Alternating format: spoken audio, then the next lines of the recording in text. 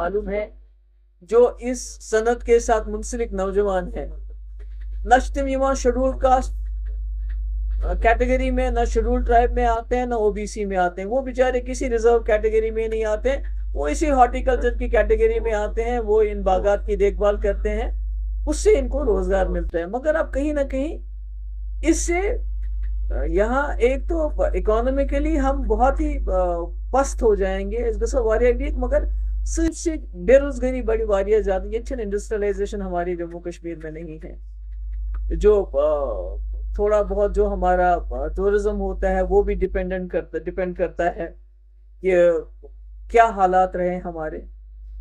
تو یہی ایک ہارٹیکلچر سے ایک چیز، اور آپ کو پتہ ہے کہ پچھلے کچھ سالوں میں جب سے مفتی صاحب نے وہ ہائی ڈینسٹی انٹروڈیوس کیا تھا اپنے زندگی میں، تو یہاں کے لوگوں نے زمینوں کو بہت زیادہ کوشش کی باغات میں کنورٹ کرنے کی، مگر آج جب ہم دیکھ رہے ہیں کہ مطلب لوگوں میں بہت زیادہ تشویش ہے، اور ہم پہلے یہاں ایران کا سیب آ چکا ہے، اس نے بھی پوری مارکیٹ میں جو ہے طوفان مچا رکھا ہے، تو ہمارا جو یہاں پر جو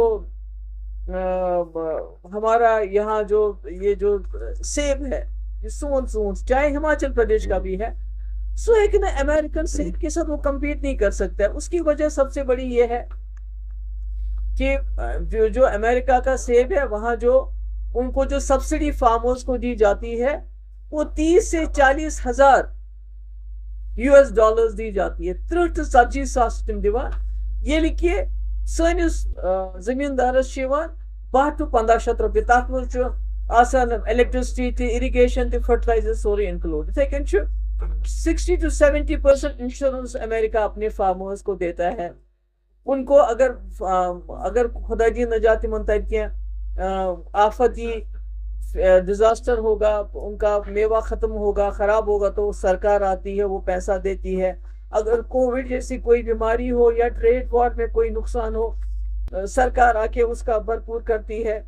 مطلب مارکیٹ میں پرائس ڈاؤن ہو تو سرکار آتی ہے۔ ہمارے پاس تو ایسا کچھ بھی نہیں ہے، بلکہ جموں کشمیر میں جو آپ کی سڑک ہے، جو آپ کی فوڈ چین ہے، وہ بہت کمزور ہے۔ آپ کی سڑک، آپ کا ٹرانسپورٹ بہت ہائی ہے، ہمارے پاس فرٹیلائزر ہمیں خود خرید کے استعمال کرنے پڑتے ہیں، تو مطلب ہمارا سیب جو ہے یہ گژھان واریاہ دروگ تیار، حالانکہ دنیا کا بہترین سیب میں اس کو انکلوڈ کیا جاتا ہے۔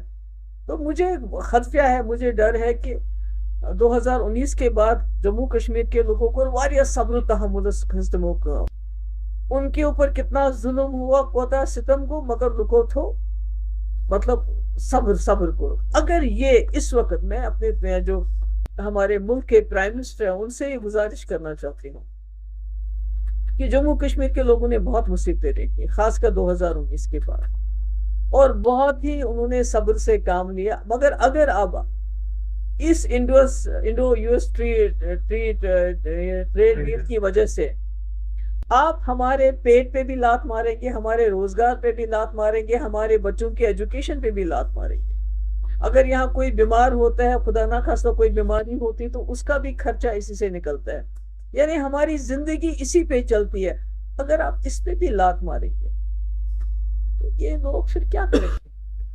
مجھے بتائیے کیا کریں گے، کہاں جائیں گے؟ یہ جو لاکھوں نوجوان اس صنعت کے ساتھ وابستہ ہیں وہ کہاں جائیں گے؟ تو مجھے لگتا ہے کہ پرائم منسٹر صاحب کو اس پہ نظر ثانی کرنی چاہیے، کم سے کم 50% امپورٹ ڈیوٹی لگانی چاہیے جو باہر کا سیب آئے، اور اس کے ساتھ ساتھ میں اپنی یہاں جو سرکار کو اس کو بھی گزارش کرنا چاہتی ہوں کہ ہمارے یہاں کولڈ سٹوریج کی کمی ہے، جس کی وجہ سے ہمیں بڑی دقتیں آتی ہیں، ہمارا راستہ بند رہتا ہے، اس کے بارے میں آپ کو سوچنا پڑے گا۔ آپ کو یہ جو کراپ انشورنس ہے اس کی ضرورت ہے، مگر سب سے بڑی بات یہ ہے کہ جو میں نے پیوش گوئل جی سے بات کی تھی، تو انہوں نے مجھے ایشورنس دیا تھا کہ ایسا کچھ نہیں ہوگا کہ جس سے جموں کشمیر یا ہماچل یا ملک کے جو کسانوں کا نقصان ہوگا۔ مگر آج جو ہم دیکھ رہے ہیں، یہ جو آفت آ رہی ہے، اس سے بہت نقصان ہوگا، اور اس کے اثرات خالی اقتصادی نہیں ہوں گے، اس کے سوشل اثرات واریاہ زیادہ۔ آلریڈی سانے ہمارے جموں کشمیر میں بے روزگاری بیکاری کی وجہ سے ڈرگ ایڈکشن بہت زیادہ ہے. لوگ جو ہیں بہت مشکلات کا سامنا کر رہے ہیں، نوجوان ہماری مشکلات کا سامنا کر رہے ہیں. اگر اس سے بھی آپ ان کو بے دخل کرو گے، اس انڈسٹری سے بھی بے دخل کرو گے، تو مجھے سمجھ نہیں آتا ہے. تو میں امید کرتی ہوں کہ پرائم منسٹر اس کو سوچیں گے، اس پہ دھیان دیں گے کہ جموں کشمیر کسی اور اسٹیٹ کی طرح نہیں ہے. یہ بڑی سینسیٹیو اسٹیٹ ہے اور وہ اچھی طرح جانتے ہیں کہ یہاں پر کنٹرول کس طرح، کتنی پورے ملک کی جو طاقت ہے، چاہے وہ فوجی ہو، چاہے وہ ایجنسیز کی ہو، چاہے وہ دوسری طاقتیں ہوں، وہ لگائی گئی ہے تاکہ جموں کشمیر کو جو ہے کسی حالت میں نارملائز کیا جائے.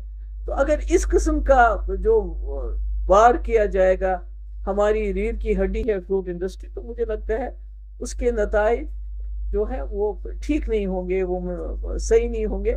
وہ شاید بہت ایسے ہوں کہ جس کا ہمیں اندازہ بھی نہ ہو. تو اس لیے میری پرائم منسٹر صاحب سے گزارش ہے کہ اس پہ نظر ثانی کرے اور جموں کشمیر کی فروٹ انڈسٹری کو، یہاں کے میوہ انڈسٹری کو، اخروٹ ہے، بادام ہے، اس کو بچانے کے لیے کوئی نہ کوئی اقدام ضرور کرے. تھینک یو، شکریہ. رمضان مبارک جو کہ اسٹارٹ ہوا ہے، تو میم آپ کے سوال یا اس بارے میں کچھ کہیں؟ آج تو میں نے اتنا امپورٹنٹ ہے، آپ کو پتا ہے کہ ہمارے نے کہا کہ کوئی بھی پاور ٹیرف میں ہائی ایک سال کے دوران پاور الیکٹرسٹی ہائی 2023 سے نہیں ہوا ہے، اس پر کیا کہیں گے؟ اس میں یہی کہوں گی کہ ابھی جو میں نے بات کی، ابھی میوہ باغات کو بچانے کی ضرورت ہے. پاور ٹیرف پاور تو انہوں نے بہت سے وعدے کیے تھے، وہ تو ہم نے دیکھ لیے. 200 یونٹ فری بجلی بھی ملی، آپ کو بھی ملی، سب کو ملی. تو اس لیے مجھے لگتا ہے اس بات کو اس وقت نہ الجھائیں. اس وقت جو کسانوں کی مشکلات ہیں آپ کو امیجن نہیں کریں گے.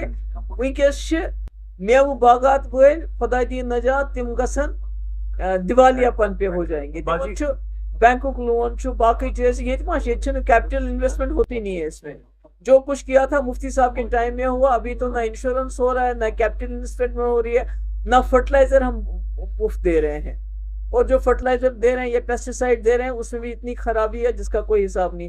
تو ایک طرف سے میوہ صنعت کو ہم مدد کرنے کے بجائے اس کو نقصان پہنچا رہے ہیں. دوسری طرف سے اگر یہ مفت سیب مفت اس پہ آ جائے گا، چاہے وہ یورپین یونین سے آ جائے گا، چاہے وہ امریکہ سے آئے گا وداؤٹ ڈیوٹی، تو ہم کیا کریں گے؟ خدا کی نجات. مجھے لگتا ہے کشمیر کے لوگ جس میں تقریباً 60-70% اس کے ساتھ کام کرتے ہیں، تو ایسے خدا کی نجات بالکل وہ کیا کہتے سڑک پہ آ جائیں.